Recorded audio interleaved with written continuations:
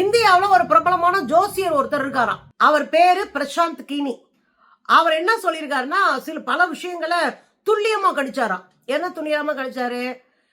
போன வருஷத்துக்கு வருஷம் ஒரு ட்வீட் போட்டிருக்காரு. 2024 வங்காளதேசத்துல மிகப்பெரிய எழுச்சி வரும், மாணவர்கள் மிகப்பெரிய போராட்டத்தை செய்வாங்க, அதன் மூலமா ஷேக் ஹசீனா, அன்னைக்கு பிரதமரா இருந்தவர், ஷேக் ஹசீனா தன்னுடைய பதவி இழக்க நேரும், ஆட்சி கவிழ்க்கப்படும், 3 வருஷத்துக்கு அங்க ஜனநாயக ஆட்சியே வராது அப்படின்னு அவர் ஒரு ட்வீட் போட்டாரா. 2023 டிசம்பர்ல போட்டிருக்காரு. ஆனா 24 அது நடந்து போச்சு. இப்ப மக்கள் என்ன சொல்றாங்க? அவர் சொன்ன மாதிரியும் நடந்துருச்சு பாருங்க, அவர் சொன்ன மாதிரியும் நடந்துருச்சு. இதோட 2வது ஒண்ண கணிச்சிருக்கிறாரு. இந்தியாவில மிகப்பெரிய இளைஞர்கள் மாணவர்களுக்கான எழுச்சி நடக்க போகுது, இந்த ஆண்டு ஆளுகிற அரசு கவனமா இல்லைன்னா மிகப்பெரிய எழுச்சி நடக்கும் அப்படின்னு இப்ப சொல்லியிருக்காரா. அது எவ்வளவு தூரம் நடக்க போகுதுன்னு. இவர் தான் சமந்தாவுக்கு 2025 கட்டாயம் கல்யாணம் நடந்துரும் அப்படின்னு சொன்னாரா. அது நடந்துருச்சான்.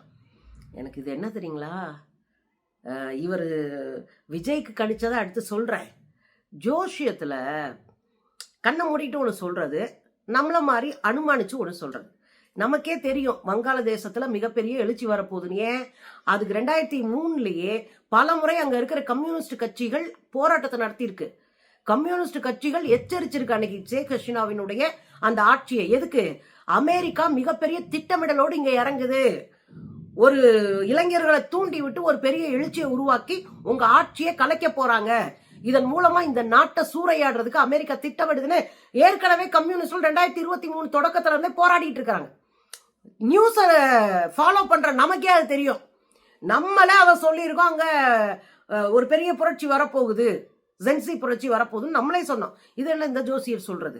அதே போல போன வருஷமே நமக்கு தெரியும், சமந்தா அவர்களும் அந்த இயக்குனரும் ரொம்ப நெருக்கமா இருக்கிறாங்க, நண்பர்களா இருக்காங்க, திருமணம் பண்ணிக்க போறாங்கன்ற செய்தி போன ஆண்டே பரவச்சு. இதை நம்மளே சொல்லலாம். அதனால அடுத்து இந்தியாவில் மிகப்பெரிய புரட்சி வரப்போகுதுன்றாரு. அது நம்மளே கண்ணு முழுவா பார்த்துக்கிட்டு இருக்கோம். பண்ற எல்லா அயோக்கியத்தனத்தையும் பண்ணா மக்கள் எழுச்சி அடையதான் செய்வாங்க. இதை போன ஆண்டே நம்ம பேசியிருக்கோம். மிகப்பெரிய ஓட்டு திருட்டுக்கு எதிராக மக்கள் ஒன்று திரண்டாங்க, இனி நம்ம ஜெயிக்கவே முடியாதுன்ற பிறகுதான் எஸ்ஐஆரை கொண்டு வந்து வாக்க திருடி மாநில அரசுகளை சூறையாடிக்கிட்டு இருக்கு பாஜக அரசு. நம்ம ஏற்கனவே ப்ரெடிக்ட் பண்ணி சொல்லிட்டோம், இதான் நடக்கும். இது என்ன ஜோசியர் வந்து சொல்றது?